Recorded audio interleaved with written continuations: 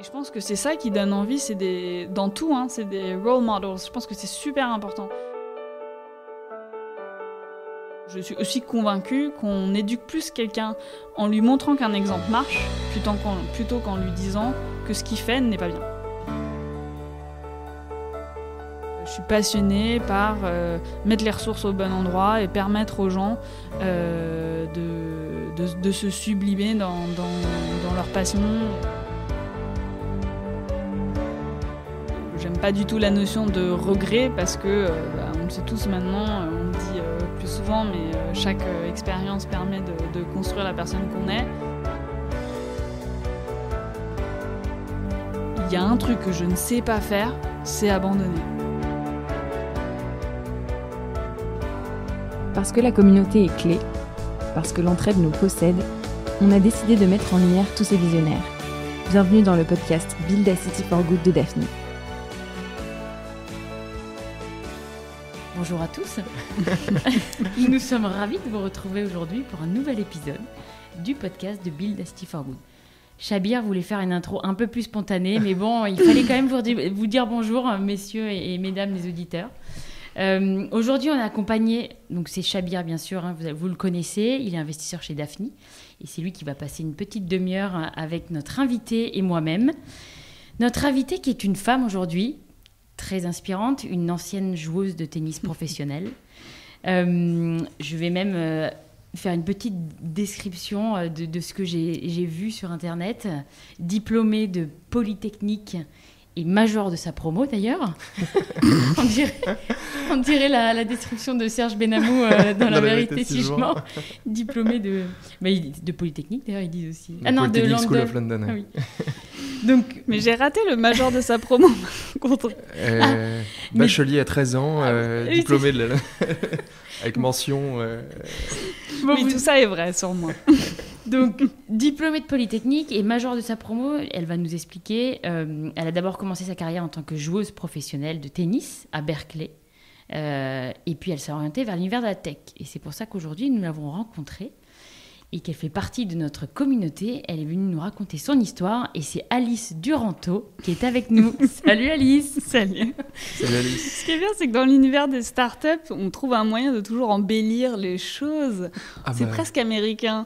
Mais non, effectivement, il y a pas mal de choses qui sont vraies sur moi dans cette description, mais comme je l'ai dit, un peu embellies. Non, mais t'as bien... Alors, juste raconte-nous un petit peu d'où tu viens et peut-être avant de parler du parcours qu'on fait très classique de ton école, c'est qui est Alice Duranto en fait ? Ouais, alors Alice Duranto, c'est tout d'abord une fille de famille nombreuse. Important pour moi parce que la famille, c'est un pilier clé pour moi. Et c'est cette famille qui m'a mise au tennis à l'âge de 5 ans. Donc je me souviens même pas en fait de la première fois où j'ai porté une raquette. J'ai peut-être d'ailleurs tapé une balle avant de marcher, je ne sais pas. La légende dit ça. Et donc j'ai toujours fait du sport dans ma vie. T'as marché assez tard quand même. Oui, c'est très précoce sur certaines choses, mais d'autres, bon.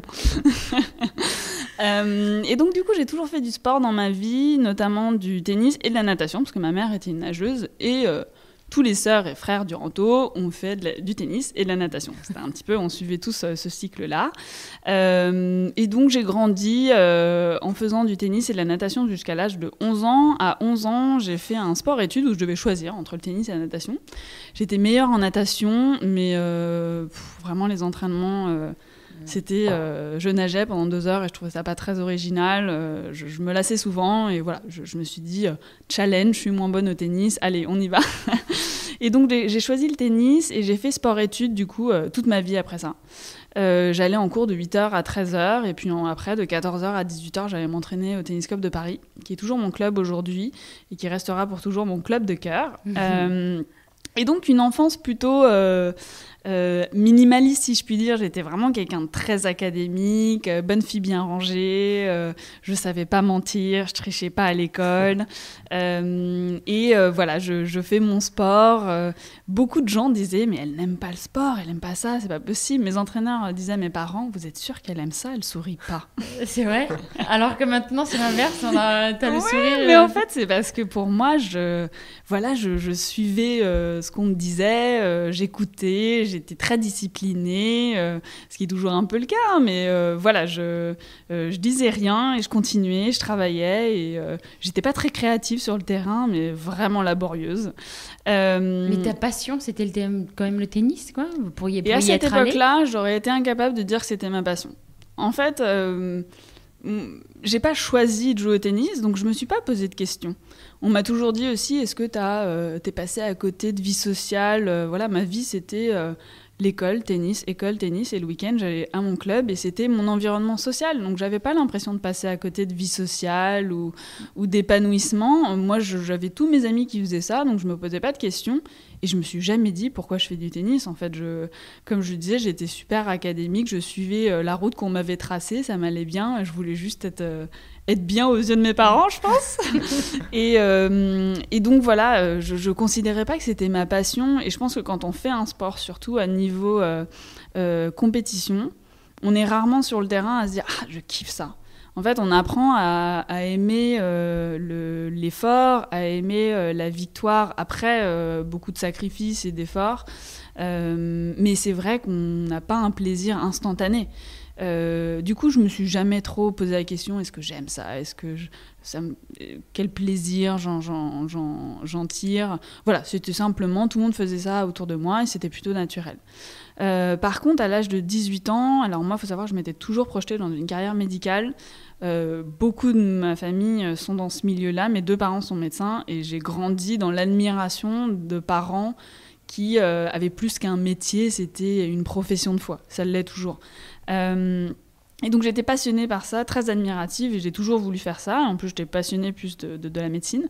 Donc c'est très clair. Pour moi, toute ma vie, je me suis dit j'irais faire médecine. À 18 ans, j'allais faire médecine, mais à cette époque, commençait à se développer le recrutement en université américaine de joueurs français. Et c'était pas forcément super fréquent, mais je m'étais dit à 18 ans, ouais, finalement, je suis pas forcément prête à arrêter le tennis, pourquoi pas explorer cette opportunité de partir aux États-Unis pour faire mes études et jouer au tennis. Donc là, c'est un processus où en fait, on se déclare un peu sur le marché. C'est un petit peu à l'époque, c'était un réseau. Est-ce qu'on connaît des personnes qui sont parties et qui peuvent signaler au coach qu'on veut partir ? Et donc, j'ai été contactée par plusieurs coachs, une coach de Northwestern et une coach de Berkeley, et qui m'ont proposé de faire un recruiting trip. Et à cette époque, c'était après le bac, et j'avais commencé prépa. Donc ça faisait 2 mois que j'étais en prépa physique. Ma mère voulait absolument pas que j'arrête les études pendant ce processus de recrutement, donc j'avais commencé prépa. Et finalement, je vais à Berkeley, je passe 3 jours là-bas. Alors là, le processus à l'américaine, hein. Ouais. On te vend tout, on te montre les dorms, on te fait manger 3000 tchèques par jour et on te dit que ça sera ton quotidien. On te fait voir des stades qui sont 3 fois plus grands que ce que tu as vu en France.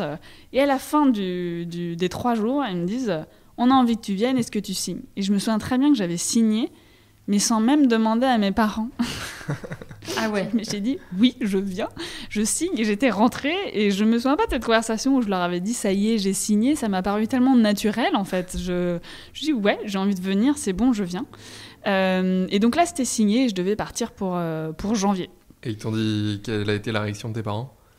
Justement, je peux pas m'en souvenir. J'ai l'impression que moi, mes parents, ils m'avaient juste dit ok, tu peux partir, mais que si c'est une bonne université. J'ai toujours été élevée dans la carrière professionnelle en premier. Et c'est peut-être pour ça que je voyais pas le tennis comme une passion, où je me posais pas trop de questions. Dans ma tête, c'était pas forcément possible de faire du tennis ma vie.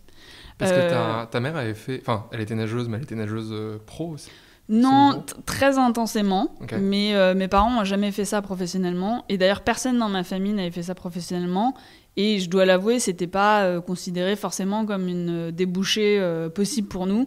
Voilà, quand tu es entouré de médecins et de scientifiques et d'ingénieurs, tu penses pas toujours à être joueur de tennis. Et c'est pour ça que je pense que je refoulais un peu en moi ma passion pour le tennis, parce que je savais que dans tous les cas, il n'y avait pas de débouchée. Donc, Mais quand même, dans ta tête, tu as ta carrière, tu veux faire médecine, mais tu te lances, tes premières années d'études, tu te lances quand même dans un truc où c'est full tennis, et j'imagine que l'école passe un peu après. Alors c'est full tennis, mais il y a quand même à Berkeley une grosse importance académique, c'est-à-dire que tu peux pas être recruté si t'as pas tant de GPA, et tu dois conserver un certain GPA qui est la note en fait de tes partiels annuels. Tu dois le conserver un minimum pour pouvoir jouer.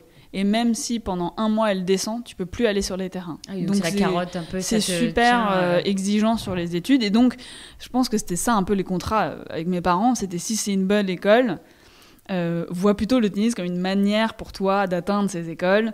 Et du coup, nous, on est partants si, en termes académiques, c'est qualitatif. Donc, Berkeley, bien sûr, il n'y avait pas trop d'hésitation, c'était super. Et j'ai pas lâché le bout là-bas. Je me suis dit, je vais faire pre-med. Donc, là-bas, en fait, aux États-Unis, on peut faire pre-med, qui te permet ensuite de postuler à une école de médecine et de faire médecine aux États-Unis. Donc du coup je m'étais dit bah voilà, je vais faire ça, et plus particulièrement j'ai fait un major en bio-ingénierie avec l'option pre-med pour pouvoir faire médecine à la fin de mes études. C'était particulièrement difficile parce que le rythme là-bas c'était vraiment du tennis professionnel.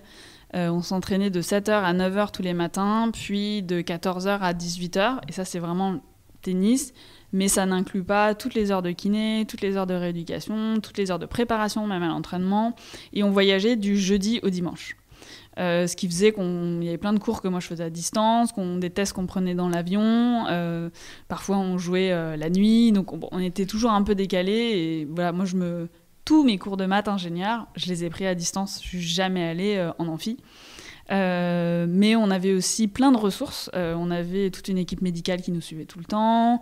On avait des tuteurs à disposition. Donc moi, à 20h, quand j'avais fini mon kiné, j'allais voir mes tuteurs qui étaient avec moi jusqu'à 23h, et ils étaient patients. Mais voilà, après, en fait, je considère qu'on a toujours le temps, c'est juste une question de priorité, et qu'en fait, quand tu n'as que ça dans ta vie, tu donnes toute ton énergie à ça, et tu ne considères pas que tu es épuisé parce que toute ta concentration est là-dessus.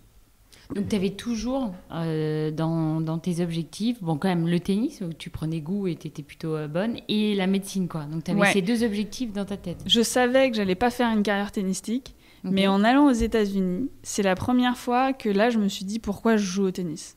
En fait, j'avais plus mes parents, j'avais plus de circuit français, plus de repères sur le tennis, et en plus quand on est dans une équipe de tennis aux États-Unis, on est 8 filles minimum, il n'y en a que 6 qui jouent. Donc en gros, il y a des titulaires. Et pour être dans les 6, c'est la compète.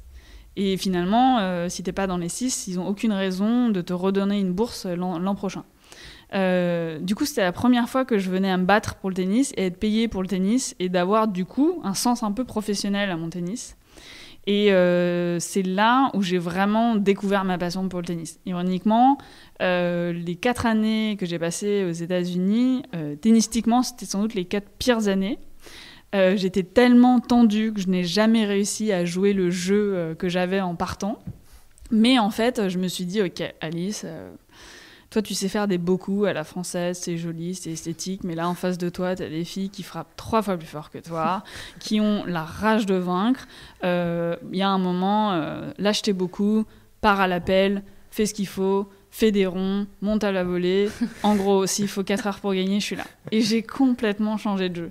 Moi qui étais beaucoup plus offensif, je suis devenue ce qu'on appelle une contreuse, c'est-à-dire que je me calque au jeu de l'adversaire, et en fait je ne cherche plus à gagner, je cherche à le faire perdre.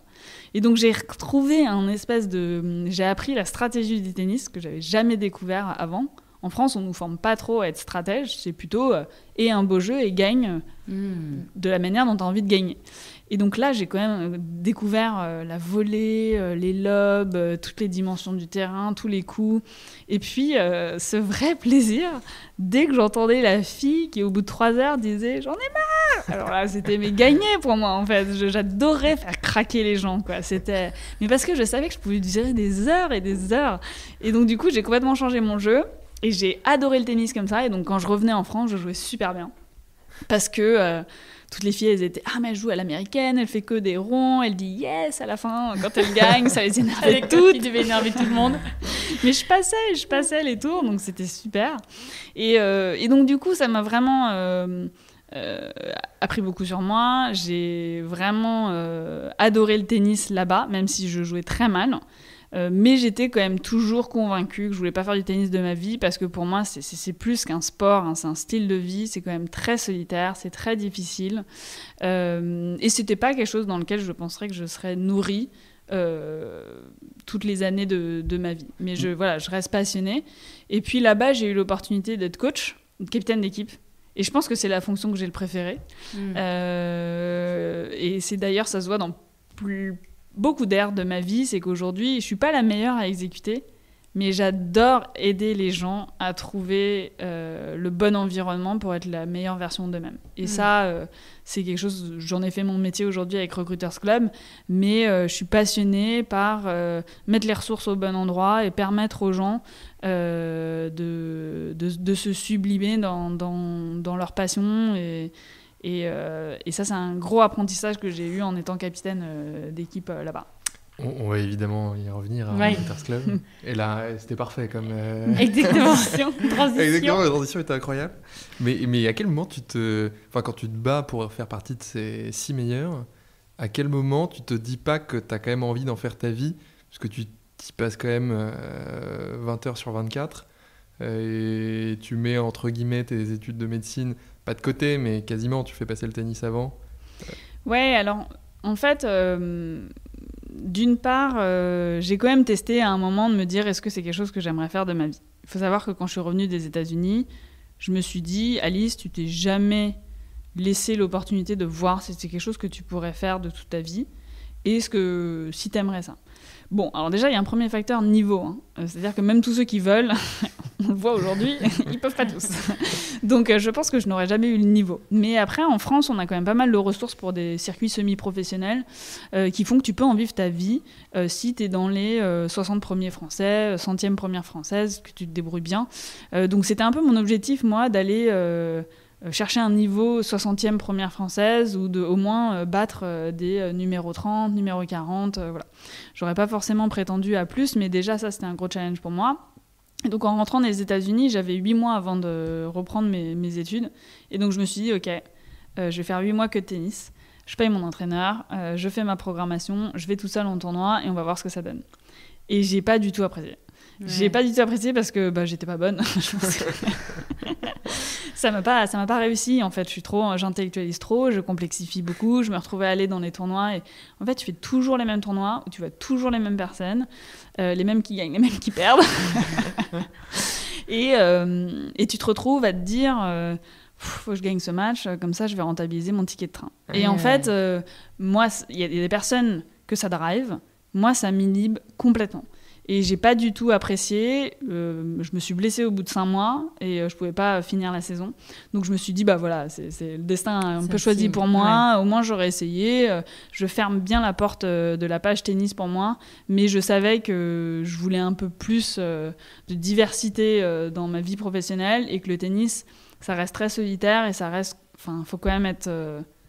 plus que, c'est passionné. C'est-à-dire, moi, je suis passionnée du sport et du tennis, de ce que ça t'apporte. C'est le milieu dans lequel j'ai grandi, mais je suis pas passionnée tennis au point de me dire que je peux parler de ça et ne voir des gens qui font du tennis tout le temps, H24, quoi.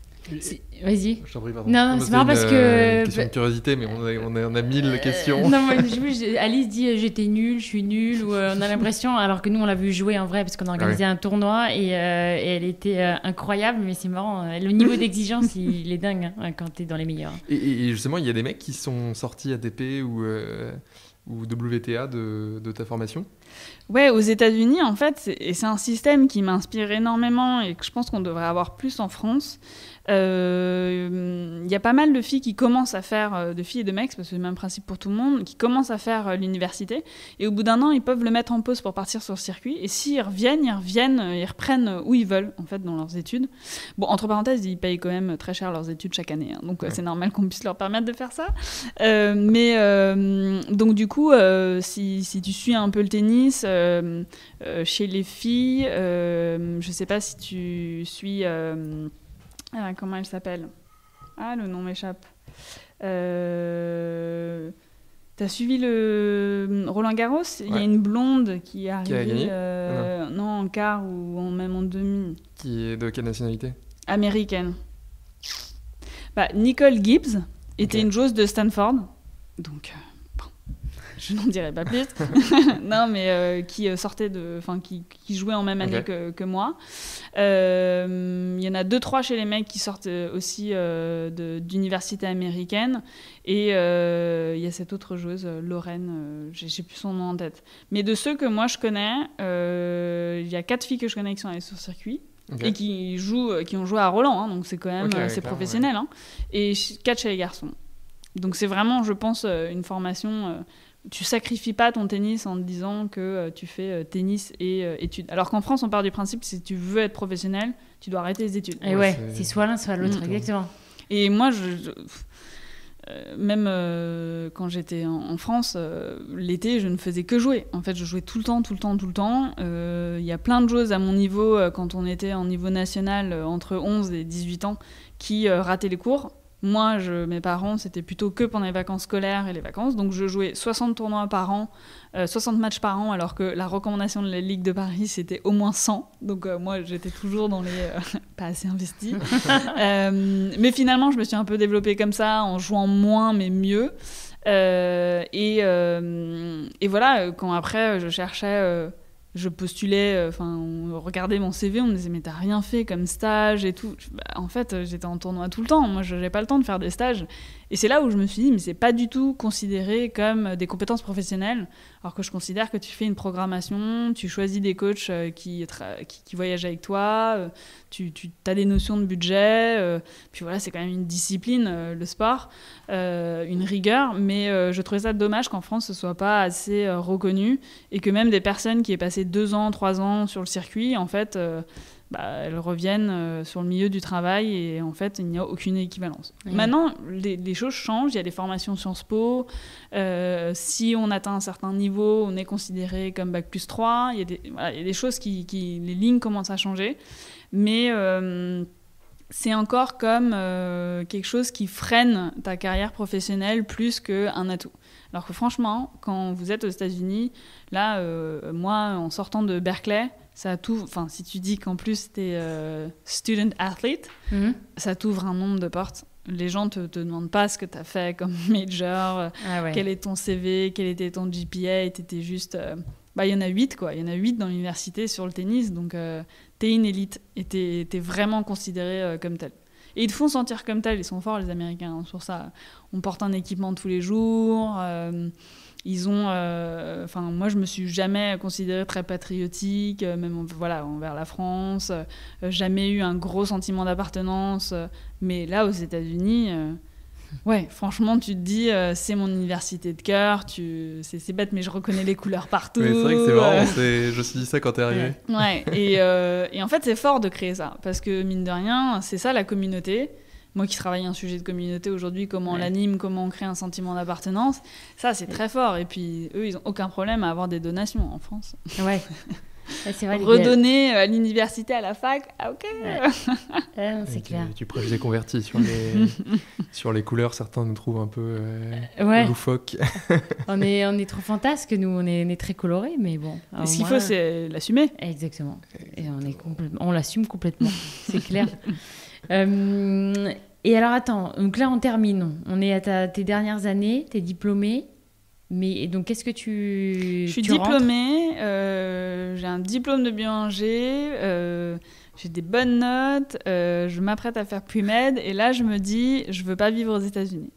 L'Europe me manque. C'est vrai que je me disais toujours l'Europe me manque et pas la France parce que je me reconnaissais plus dans mes teammates suédoises, finlandaises, hongroises et je trouvais qu'il y avait une barrière culturelle trop importante avec les États-Unis. Dans le métier de la médecine encore plus parce que c'est pas du tout le système, c'est un système complètement privé. Quelque chose qui moi me repoussait un peu, même si maintenant je pense que tu t'adaptes à tout système dans lequel tu vis. Mais culturellement, je trouvais que c'était un peu trop différent. Et surtout, San Francisco, c'est très... Il y a beaucoup de Français, c'est très international, mais du coup, c'est un peu... home of everyone, home of no one. Je le dis souvent, mais je me retrouvais jamais chez moi. J'avais toujours l'impression que j'étais pas chez moi et je pense que je me suis rendu compte à quel point j'étais attachée à ma famille et le besoin d'être près de ma famille. Donc je me suis dit, je rentre en France. Et là, j'ai pas lâché le bout. Hein. J'ai quand même postulé à passerelle médecine. La fille ne lâche rien. Et donc je postule passerelle médecine. J'y crois pas trop parce qu'en fait là, du coup, j'ai essayé d'arriver en 3e année directement et je me dis bon bah je vais quand même regarder les autres masters.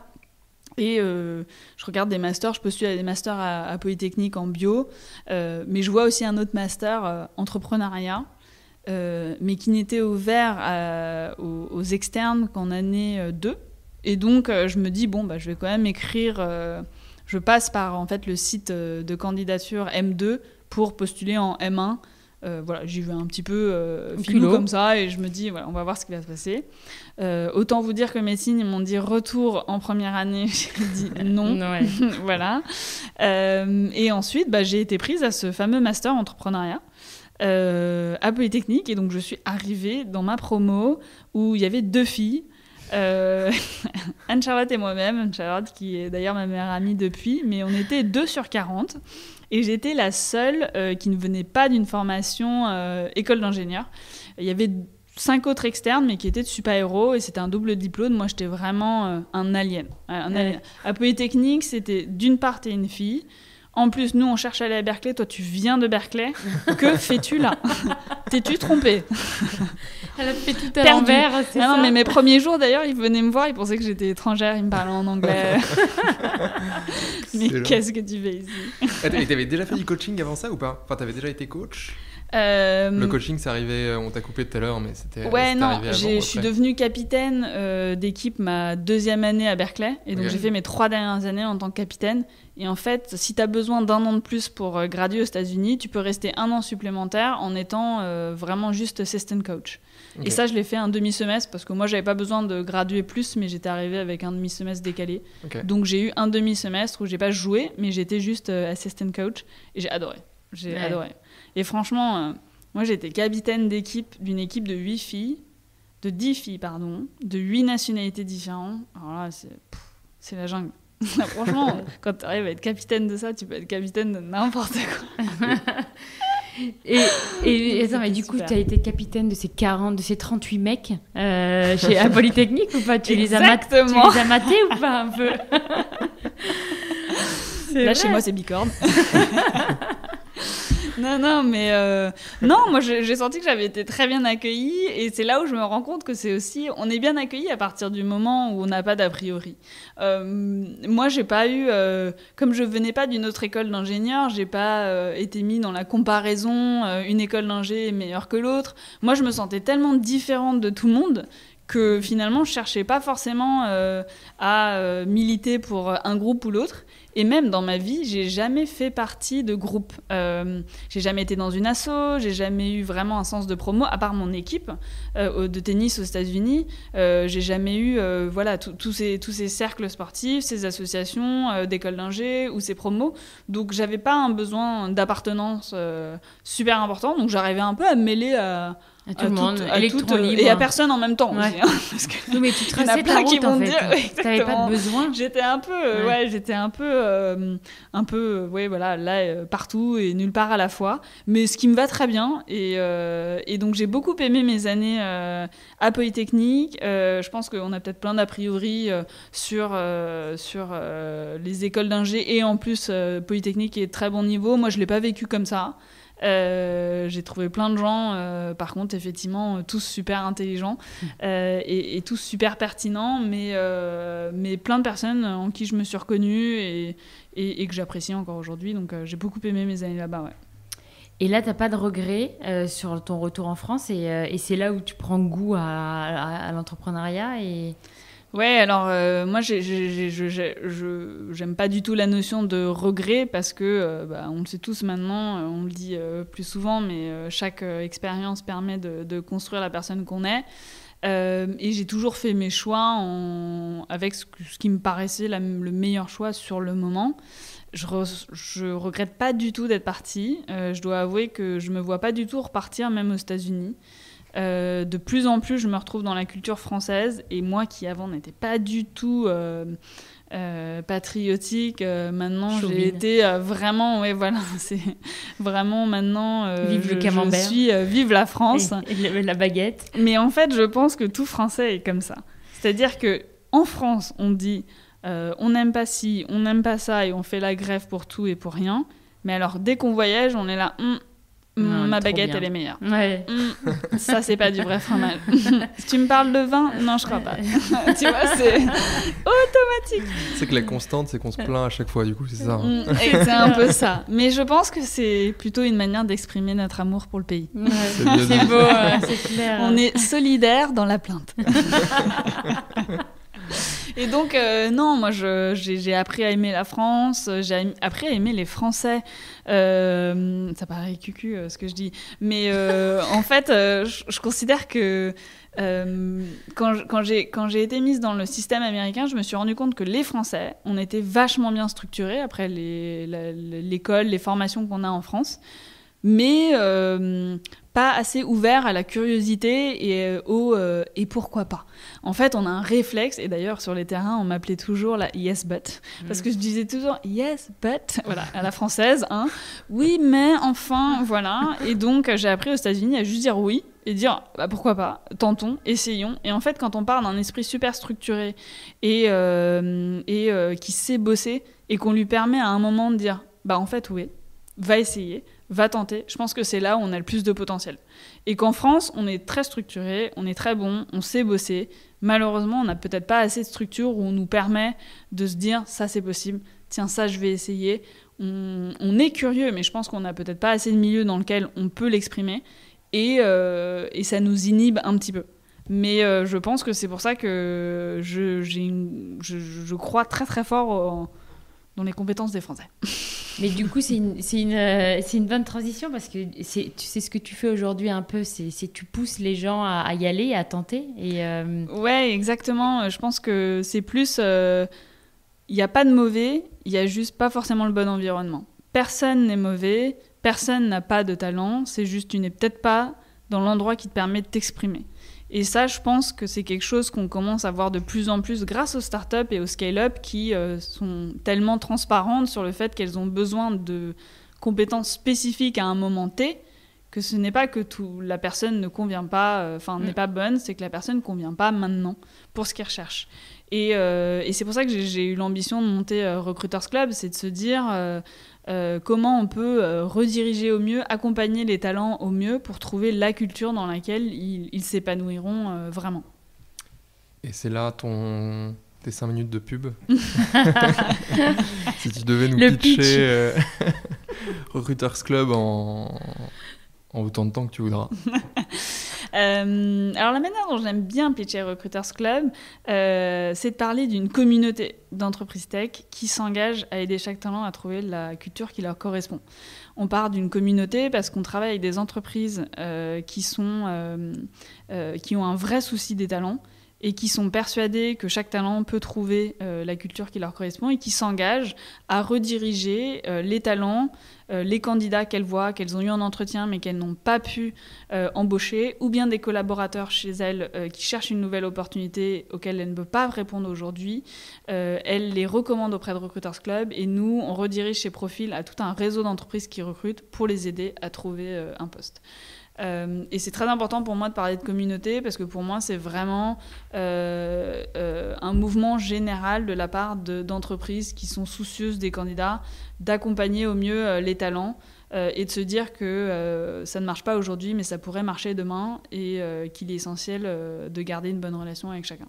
Et quand tu es l'entreprise qui recrute, tu connais les entretiens qu'a passé le potentiel candidat? Oui, exactement. Alors sur l'offre recrutement, vous êtes demain une entreprise qui recrute, vous accédez en fait à un flux de candidats qui sont recommandés par nos boîtes. Nous, on chasse pas du tout. C'est vraiment juste des candidats qui nous ont été recommandés par nos partenaires, qu'on a en plus précédemment qualifiés sur la base de la qualité de leur processus d'entretien. Et vous voyez à chaque fois Product Manager, recommandé par Blablacar, a passé 4 tours, un entretien RH, 2 entretiens manager, un entretien CPO, n'a pas été pris car manque de compétences dans le secteur de la mobilité. Voilà. Et après, vous pouvez le contacter directement si vous êtes intéressé. Donc c'est vraiment là la logique de Recruiters Club, c'est avant tout certifier les entreprises qui ont le droit de recommander pour être sûr qu'ils recommandent des candidats de qualité et qu'ils ont un vrai souci des candidats. Et ensuite accompagner seulement des candidats qui ont été recommandés par ces boîtes-là pour les aider à trouver un l'effort de les recommander. C'est pas automatique, ils n'arrivent pas automatiquement. Justement, ça c'est des messages qu'on veut vraiment expliquer aussi aux personnes qui recrutent, c'est de se dire non seulement nous, on laisse pas tout le monde recommander, on choisit vraiment les entreprises qui peuvent recommander. On fait même une phase de test pour voir si ceux qui recommandent ils sont qualitatifs, si les candidats ont un beau retour d'expérience de leur expérience candidat chez eux. Donc on fait en sorte que ce soit vraiment des entreprises qualitatives du tout au tout. Ensuite, les candidats, nous, on refait un entretien avec eux pour cibler leurs attentes, être sûr qu'ils soient pertinents pour le besoin de nos boîtes. Et ensuite, on les redirige sur une plateforme qui, cette fois-ci, est accessible à toutes les boîtes qui recrutent et qui peuvent les contacter directement. Donc, à différence d'un cabinet, on part pas d'une fiche de poste et après on va chasser. On promet vraiment juste un flux de candidats préqualifiés sur des métiers tech et non tech et recommandés par nos boîtes. Mais c'est vrai que ça fait un peu écho à ce que tu disais dans la vidéo qui annonce ce podcast. mais c'est vrai que là, on touche quelque chose qu'on n'a pas envie de toucher. Je sais même pas comment en parler. Je veux choisir mes mots. Mais c'est vrai que tu disais un truc assez intéressant, c'est que tu n'as pas envie d'être dans un balance ton quelque chose, mais plus dans mettre en valeur quelque chose. Ouais, je trouve que c'est... Sur beaucoup de sujets, aujourd'hui, on manque peut-être un petit peu de bienveillance. Et je dis on parce qu'on fait tous partie de ce système. Donc on en contribue, et moi tout autant, sans doute. Mais on est beaucoup plus dans des mouvements d'accusation. Je vais donner un exemple, par exemple, sur la responsabilité écologique. Moi, en tant que... Alors, je me trouve très écologique parce que je ne gaspille pas et je ne consomme pas beaucoup. Mais c'est vrai que je n'achète pas que des produits bio, je n'achète pas que des shampoings responsables. Je ne suis sans doute pas la pro du recyclage. Mais j'ai l'impression que tous les discours qui sont tournés aujourd'hui sont plutôt culpabilisateurs. J'ai l'impression que moi, en tant que non écologique, on me fait me sentir mal de consommer telle marque, d'acheter tel produit, de ne pas avoir choisi cette poubelle-là. Et plutôt que de faire ça, je préférais qu'on mette en avant les exemples qui marchent.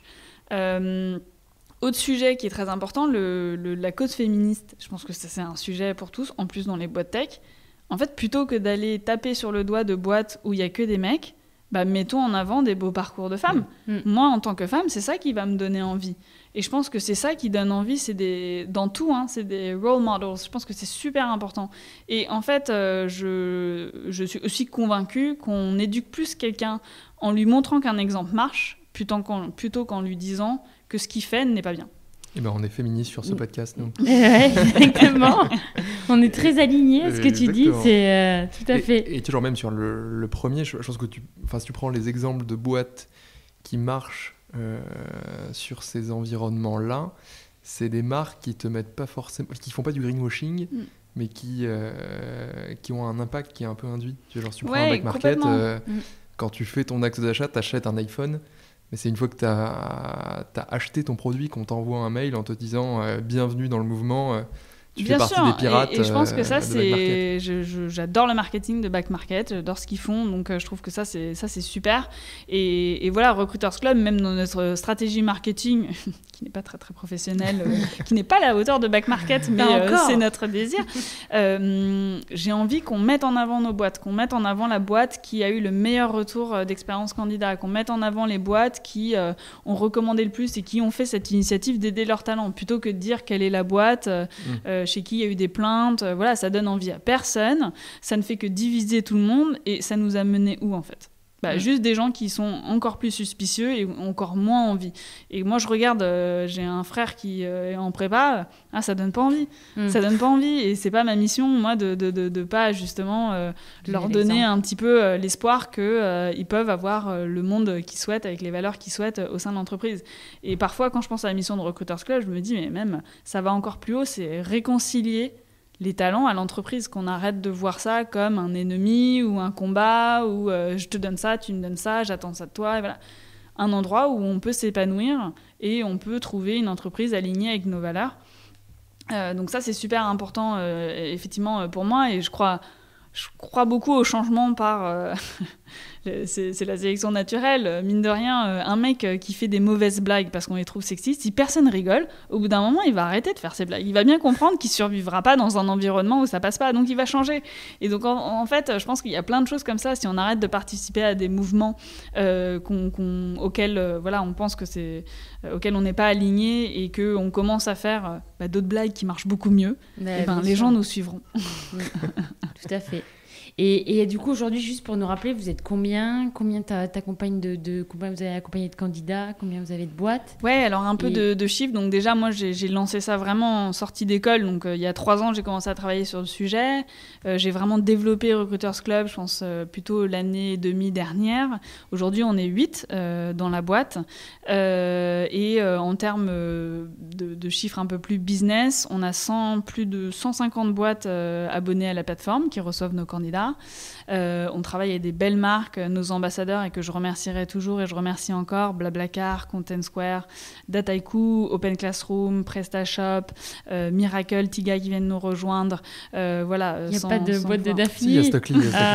Stockly qui a recruté grâce à nous, effectivement. Merci Chab. Tu commences à me faire peur là. J'ai dit, il n'y en a pas une de chez Daphne. Stockly qui a recruté grâce à nous et avec nous. Donc qui nous recommande des candidats au quotidien, et je pense qu'on en a accompagné plus de 2000 depuis le début. Donc c'est top. Et où est-ce que qu'est-ce que tu vas puiser comme compétences que tu as acquises dans le tennis et que tu remets, tu te parlais de tes compétences de coach, est-ce que tu trouves que quand tu manages tes 8 personnes, c'est... Ouais, moi c'est clairement ce qui me nourrit. La partie que je préfère dans mon métier, c'est l'accompagnement d'équipe. J'adore ça, je me nourris d'une équipe, je me nourris de gens qui sont contents de ce qu'ils font et que je vois progresser. Et en fait, j'adore identifier des nouvelles opportunités pour Recruiters Club. Typiquement, lancer une nouvelle offre, penser à des nouveaux services qu'on peut apporter et de me dire, bim, j'ai la bonne personne. Elle est super dans ça. Donc ça j'adore. Et c'est vraiment ce qui me nourrit le plus au quotidien. J'apprends encore beaucoup. Mais c'est la partie que je préfère de mon taf, quoi. C'est pour ça que je suis... une fille au présentiel. Ouais. Je ne peux pas faire mon travail en remote. On retrouve les 8 personnes quand même. Hein. Du coup, qui sont les 6 titulaires et les 2 remplaçants? C'est clair. Oui, t'as raison, c'est vrai. Mais qu'est-ce que tu vois, tout ce qui est discipline, tu disais que tu as appris, la détermination, j'imagine que il y a plein, la résilience. La résilience, l'optimisme. Vous regardez, ça fait 3 ans, j'ai passé 2 ans à monter cette boîte toute seule. Si c'est pas résilience. Ouais, voilà, tout pour ça, le coup, ou même t'as pas peur de l'échec. Enfin, tu vois, Ouais, non, clairement, si je devais définir un petit peu ce que m'a appris le sport, le tennis. Alors le tennis en particulier, c'est un sport où on fait beaucoup de matchs. C'est pas comme l'athlétisme où on fait 3 compètes par an et on se prépare pendant 4 mois pour 20 secondes, si on court vite. Le tennis, on peut faire des matchs tous les jours si on veut, donc j'ai banalisé la défaite. On doit apprendre à perdre plus qu'on ne gagne. Donc vraiment, l'échec, la défaite fait partie de ton quotidien. Et donc ça m'a beaucoup appris pour le banaliser. Je retrouve toujours la même discipline et rigueur. Hein. Vous demanderez à mon équipe, ils vont dire oh là, il n'y a pas un détail qui lui passe sous les yeux. Donc ça, clairement, je pense que ça, c'est quelque chose, ils pourront vous le dire. Et oui, clairement, la résilience. Au point de me dire que je pense qu'il y a un truc que je ne sais pas faire, c'est abandonner. Ouais, je me suis dit ça il y a 2 semaines. Je fais en fait... T'es une Duranto, les Duranto, il y a un truc qu'on ne sait pas faire. Quand je regarde mes parents, je dis, on ne sait pas lâcher, quoi. C'en est presque maladif. Ils sont devenus quoi, les autres Duranto? Mes parents qui sont médecins, je peux dire qu'en termes de résilience, là, ça va. On les a testés l'an dernier, ils sont encore dedans. Mais mais c'est bête, hein. Mais moi, la dernière fois, on partait nager avec mon copain. Je lui dis, viens, on va nager à cette bouée. Arrivé à cette bouée, je regarde l'autre bouée, je me dis, finalement, elle n'est pas si loin, l'autre bouée, hein. Toujours plus. Et alors là, toujours plus, jusqu'au boutiste. Et là, il m'a regardé, il me fait, mais t'es pas possible, parce qu'il savait qu'il était obligé de me suivre. Hein. Il allait pas me laisser aller 2 mètres, 2 kilomètres dans l'océan, là, sans faire en sorte d'être avec moi. Il peut pas dire non, moi je peux pas. Non, il peut pas. L'ego, là. L'ego, il faut que je suive, il faut que j'y arrive. Exactement, donc moi je Mais pense c'est que bien c'est que limite tu- ça mon plus grand pousses. challenge. comme ça C'est que aussi tu- d'identifier quand est-ce que ça vaut le coup de continuer, quand est-ce qu'on continue pour continuer. Mais au travers de mes 3 dernières années, je me suis longtemps posé la question, hein, est-ce que ça vaut encore le coup de continuer ? Et ce qui est important, c'est de savoir ce qui nous nourrit, nous. Moi, ce qui est important pour moi, ce que je valorise, c'est d'aller au bout des choses. Voilà. Et c'est pas d'atteindre tel ou tel objectif ou tel numéro, c'est de me dire je suis allée au bout. Donc tant que je sais ça, j'ai plus de complexe à continuer longtemps, à ne pas lâcher. Ça veut pas dire que je sais pas identifier quand ce sont des impasses, mais je me complais dans l'effort long. Et ça, je l'ai appris par le sport. C'est j'aime la récompense après l'effort, et même si ça prend du temps. Donc une fois qu'on sait ça, je pense qu'on peut avancer sereinement. Ouais. C'est C'est beau. quand même une belle image, Ouais. je trouve, celle de la bouée. Ouais. Pour les qualités d'entrepreneur, mais c'est vrai en soi. C'est toujours aller vers la prochaine bouée, quoi. T'es jamais satisfait. C'est clair. Complètement. Ouais, complètement. Bon, bah top. On pourrait parler des heures. Ça fait déjà presque 50 minutes. C'est vrai ? Oui. Ah, merde. Donc on pourrait parler des heures avec toi, Alice. C'est passionnant. Je sais pas s'il y avait Mais des... il y a plein de trucs, hein. Il y a encore plein de trucs. Mais oui, mais... C'est vrai que tu as beaucoup parlé de discipline tout le long. En fait, c'est assez marrant parce qu'au départ, tu parles de discipline, enfin, que c'est une notion que tu as reçue de ton environnement familial, que tu as toujours été discipliné, que tu arrives aux États-Unis, qu'on t'apprend à dire yes, mais en étant créative. Donc, tu as encore un peu cette notion-là, mais c'est la créativité disciplinée. Oui. Ouais, c'est clair, tu commences un peu à... Ouais. Et, mais t'es plus loin, donc plus libre. T'es sur le divan de Marc-Olivier Fogiel. Là. C'est clair, il refait ton parcours. Attends. Et après, tu reviens en France. Tu dis que t'es discipliné, mais tu sors quand même des sentiers battus parce que t'as passé 2 entretiens. Un chez Accor, l'autre on ne dira pas. Chez Daphne. Voilà. Et finalement, tu montes une boîte. Donc, c'est pas le cœur de la discipline non plus. Monter une boîte, tu vas pas chez mais la McKinsey. manière Quoi. dont je le vois, c'est que pour moi, on dit toujours les entrepreneurs sont les aventuriers, ils adorent le risque. Mais moi, je pense que c'est complètement l'inverse. Un entrepreneur, c'est quelqu'un qui déteste tellement les risques qu'il est capable de te dérisquer toutes les situations. En fait, avant de choisir, il va toujours te dire ok, si je fais ça, au pire des cas, il pourra m'arriver ça. Et s'il considère que le pire des cas, c'est quand même acceptable, il ira.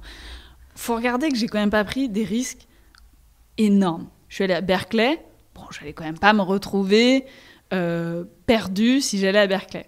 En école d'ingénieur, je suis allée dans un master polytechnique. Pouvait pas m'arriver grand-chose. Pour l'instant, ça va. Ça va, là, ça va. Et après, effectivement, monter ma boîte. Postuler chez Accor, là, c'est oui. Là, t'as pris des... Au lieu d'aller chez Daphne, là, t'as pris Mais des... encore une fois, j'ai suivi en C'est fait Noël P, faut pas dire ça. des mentors, des profs que j'avais à l'époque Oui. et qui me rassuraient, avec qui j'avais envie de bosser, avec qui je me sentais bien encadrée. Et donc, du coup, j'ai jamais eu l'impression que je prenais des risques. Il y avait quelque chose qui n'était peut-être pas ce que j'avais en tête, mais je m'étais toujours dit, bah, je fais ça, je suis bien encadrée, j'ai les personnes pour, et au pire, si ça le fait pas, je pourrais faire ça. Et je pense que, moi, les vrais entrepreneurs, c'est les entrepreneurs à l'âge de nos parents, où la banque, elle te faisait pas de prêt, tes parents te disaient, mais qu'est-ce que tu fais ? T'es un vrai fou. Et là, ils lançaient une boîte. Là, moi, j'ai l'impression qu'en sortant de master, c'est, tu lances pas une boîte ? Mais tu fais quoi ? Non, mais qu'est-ce qui change quand tu fais un match et que tu te dis en tournoi, faut que je gagne ce tournoi pour payer, enfin ce match-là pour payer mon billet de train, et quand tu montes ta boîte et que tu te dis, faut quand même que je réussisse ou que je dégage un peu que je fasse recruter des mecs, sinon. Ouais, alors moi je j'ai pourrais été pas très payer non vite plus mon salaire. encadrée et aidée, et notamment financièrement, donc je dois dire que ça serait hypocrite de ma part de dire que j'étais le couteau sous la gorge tous les soirs, et je viens d'un milieu quand même où j'ai eu toutes les ressources financières qu'il faut, et donc comme je le dis, je me suis jamais sentie sous cette menace-là. Okay. Par contre, j'ai eu la menace de me dire, attends Alice, t'as quand même choisi de faire un truc différent. t'as intérêt que ça marche. Ouais. Et c'est difficile de pouvoir toujours allier ces exigences professionnelles parfois avec un monde start-up qui est plus difficile, hein, où on n'a pas forcément toute la reconnaissance qu'on veut. Quand on est son propre manager, il n'y a personne qui nous dit que ce qu'on fait c'est bien, donc on oublie très vite de se dire que ce qu'on fait c'est bien. Et donc ça, c'était les plus gros challenges. Mais par contre, effectivement, oui, moi la pression, je la sentais plutôt de moi-même, quoi, de me dire, t'as choisi un autre chemin, c'est pour que ça marche, faut que ça marche. Et je sortais en plus d'un master qui te met plein de définitions de qu'est-ce que c'est réussir. Et réussir, c'est être dans les levées de fonds. Réussir, c'est avoir son article ici. C'est faire un podcast chez Daphne. Yes, check. Et en fait, au bout d'un moment, tu réévalues, c'est quoi réussir pour toi, quoi. Et petit à petit, tu te détends un peu sur ça. Tu sors un petit peu de toutes les cases que tu penses que tu dois cocher. Et puis en fait, tu as peut-être aussi des parents qui te disent « Ouais, mais je t'aime quand même. » Et je pense que ça, mine de rien, si tous on avait nos parents qui disaient « Ouais, mais c'est pas grave en fait. Je t'aime quand même. » Je pense qu'on pourrait se défaire de plein de pressions qu'on se met. Donc c'est vraiment de se poser la question, mais cette pression que tu sens, elle vient d'où ? De toi, de tes parents, de la société, de ceux qui t'entourent. Et petit à petit, en te questionnant sur ça, t'arrives à t'en détacher un petit peu. Donc moi, j'ai jamais senti trop de menaces autour de l'entrepreneuriat, hormis mon exigence personnelle, mais qui fait que je bosse en fait. Et il y a plein de fois où on m'a dit « Arrête de stresser, Alice. Moi, je suis capable de bosser des press la veille encore, comme si je connaissais rien de Recruiters Club et de refaire le pitch. Attends, c'est quoi déjà ? Alors que je le connais maintenant. Mais en fait, quelque part, je me dis, mais lâche pas ça parce que ça fait que je bosse toujours. Le fait que je sois toujours persuadée que je suis pas prête et que je suis pas bonne, ça fait que je bosse tout le temps. Ouais. Et du coup, je me suis dit, c'est peut-être un défaut de ne jamais être sûre de moi. Mais c'est ce qui m'a menée ici, donc maintenant, je le lâche pas. C'est un bel exemple, Alice, à suivre, un beau modèle. Tu parlais de rôle modèle, t'en es un, moi je trouve. S'il y a mais s'il y a des femmes qui nous écoutent, des jeunes filles, des femmes ou des hommes, parce que oui, pardon, c'est vrai. Non, mais parce que je pense qu'on a plus besoin parfois, tu vois, d'entendre ce genre de témoignages, nous. Mais non, mais parce que tu vois, j'entends beaucoup parler de la cause féministe, étant donné que je suis une femme, que j'ai ma boîte.